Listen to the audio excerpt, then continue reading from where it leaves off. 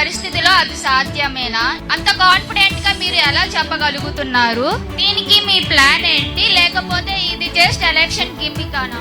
చెల్లమ్మ, మనకు ఒక బ్రాండ్ ఉంది. ఆ బ్రాండ్ పేరు చంద్రబాబు నాయుడు గారు. ఆనాడు హైదరాబాద్ ని అభివృద్ధి చేసింది ఎవరు తల్లి? చంద్రబాబు నాయుడు గారు.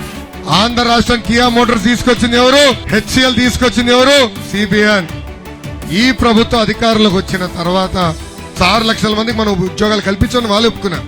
అనంతపూర్ కి కియా, చిత్తూరు కి ఒక ఎలక్ట్రానిక్స్ మ్యానుఫ్యాక్చరింగ్, కర్నూలు కి రెన్యూబుల్ ఎనర్జీ సిమెంట్ ఫ్యాక్టరీలు, ఇట్లా ఒక్కొక్క జిల్లాకి ఒక్కొక్క ఫోకస్ ఏరియా తీసుకొచ్చారు. ఇప్పుడు కంపెనీస్ అందరు వెయిటింగ్. వాళ్ళందరూ నాకు చెప్పారు, బ్యాండేజ్ బబుల్ని ఇంటికి పంపించండి, మొదటి 100 రోజుల్లో ఆంధ్ర రాష్ట్రంలో మేము పెట్టుబడులు పెడతామని.